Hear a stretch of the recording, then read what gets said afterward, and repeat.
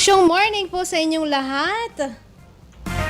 Magandang umaga Pilipinas at syempre maksyong morning po sa inyong lahat. Ito na naman po ang programang Kia Kababaihan in Action. Araw po ng Miyerkules, January 5, 2022. Na akong madyo na. Pag-advance na agad ng 6 months kasi mabilis talaga ang araw mga ka-aksyon. Wini-welcome ko po ulit kayo dito sa programang ito, Kia Kababaihan in Action. Kasama niyo po ako, Action Dove Tibakay. Technical Department, Action Nat Sovero. Yan, Sir Jess, maksyong morning and happy birthday po sa inyo.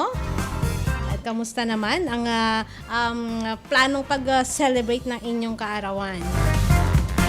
Yan, samahan niyo po ako mga ka-action sa nalalabing ilang minuto nitong ating programa. Ganyan talaga kapag maraming hanap buhay mga ka-action. Alam niyo na yan. Ang importante, andyan pa rin po tayong magkakasama dito sa programang ito. At ngayong umagang ito, pagkabila po sa pag-uusapan po natin. Yan, kapag nakakaranas po tayo ng pangati ng lalamunan. Diba, nitong mga nakarang araw, kita po natin paano yung sinasabi po nila na pang remedy, mga home remedies daw. Pag ganitong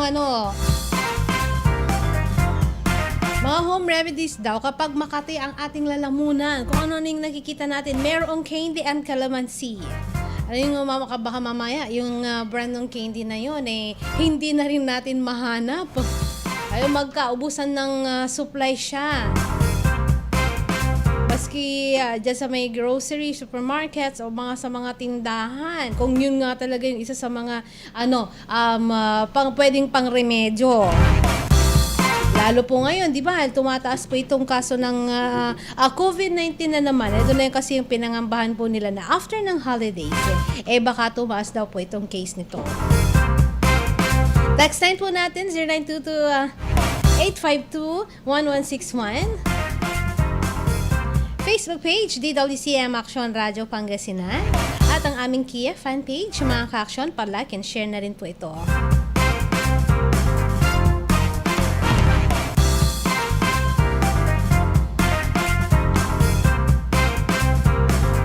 Eto na mga ka-action, ilan po sa mga pwede po nating gawin, diba? Alamin po na muna natin saan ba nanggagaling yung pangati ng ating lalamunan. Kasi kung minsan, diba, sa allergy, nagre-react po tayo dun sa mga, siguro nasisinghap po natin at nagkataon na meron tayong allergic rhinitis, mga ganyan. Kaya mangangati talaga at uubuhin ka. Hindi yan may iwasan, mga ka-action.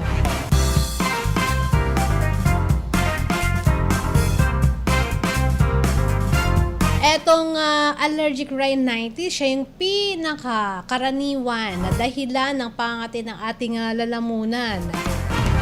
Bilang alam mo yung may mapadaan lang o ikaw mismo ay yung madaanan, iba talaga yung reaksyon ng ating ilong. Ayan, nandyan na bigla ka na nababahing, yung iba sinasabayan na ng kanilang pag-ubo. Pinatawag ito na hay fever or allergic rhinitis. Meron din mga ka-action na dahilan ay allergy po natin sa pagkain. May mga certain foods po tayo na hindi kinakaya din ng ating lalamunan, ng ating katawan. Kaya nagkakaroon po tayo ng, inaatake tayo ng pag-ubo.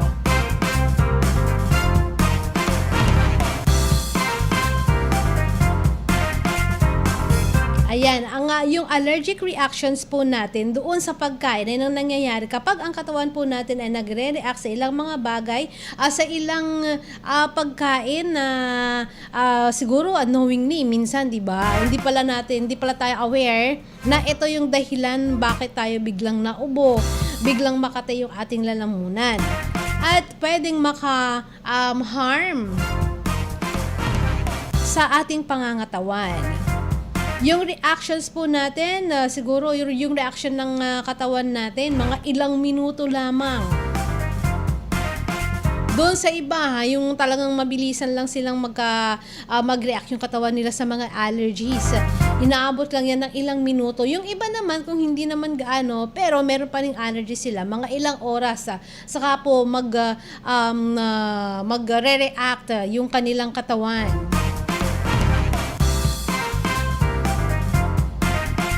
Mula doon sa mild na sintomas lamang, mga ka-aksyon, siguro pwede pa nating pigilan po yun kung mild lang.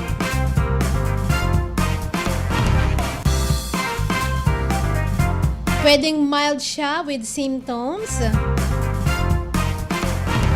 na yung iba, syempre nakakaramdam sila ng pangakit ng kanilang lalamunan at ng kanilang bunganga. Yan, meron. May makati dito, nandito, dyan. Tapos hindi mo na alam kung saan part pa ng bunganga mo. Pero kapag yan ay matindi, pwedeng life-threatening ito, mga ka-aksyon. So hindi din natin dapat na ipagwalang bahala yung mga allergies po natin sa ilang mga pagkain. So wag nating isipin or sabihin lagi na ay meron namang gamot sabi natin, di ba? Minsan ganun yung isip ng tao So gusto niya yung pagkain kasi favorite niya yun, pero nagkaroon siya ng allergy na. So yung iba ipipilit pa rin nila kasi nga meron daw namang gamot, di ba? Ayan, kabilang po dun sa mga trigger foods. Diyan sa mga food allergies po natin. Ayan, kung meron kang allergy sa pagkain ng mani, ayan, shellfish, itlog, gatas, at wheat. Ito po yung kadalasan sa mga naitatala po na allergies natin sa pagkain. Kung sa gamot naman, kung may mga tao talaga, di ba, na hindi sila pwede sa ganitong klase ng gamot. Meron yung hindi sila pwede doon sa gamot na pangsipon o kaya naman pangsakit ng ulo na once na nag-take sila niyan, ayan, may mga sa part ng katawan nila ang namamaga. Yung iba sa mukha, sa mata, di ba? May maalala ako dito. Ay, si Action VP yan. Meron siyang allergy sa gamot.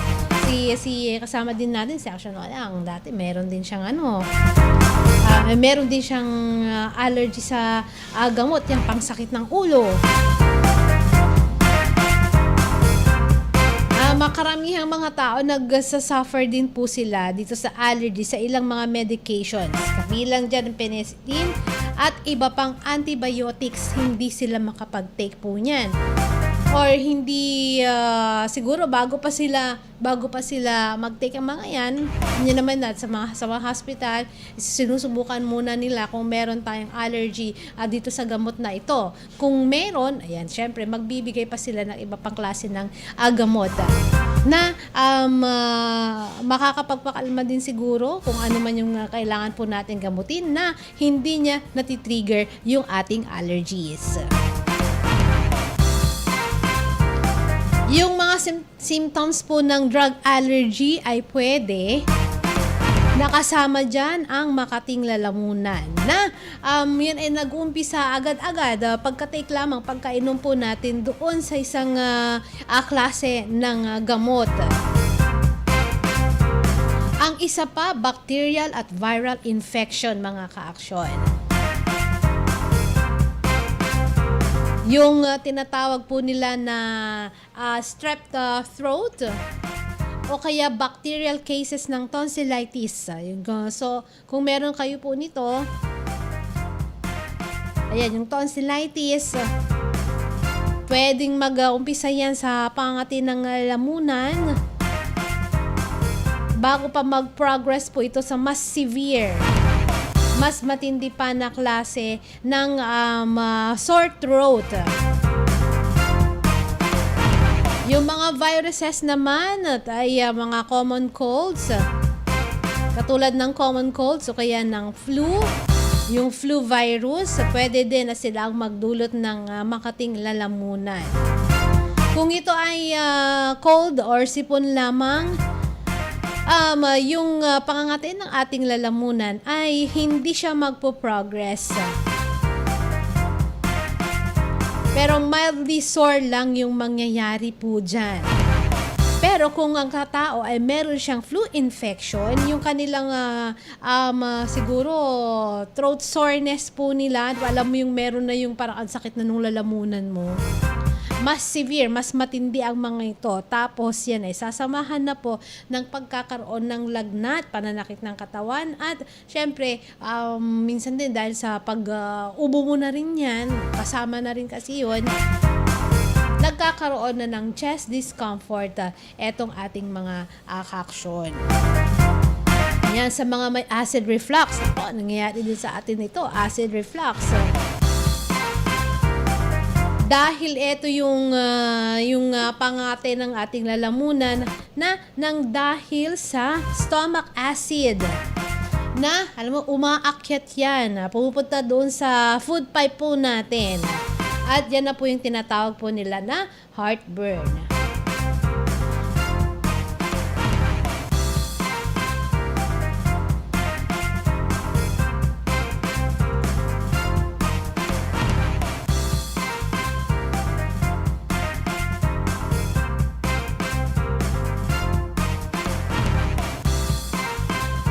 Samantala, ito pa rin ang mga action.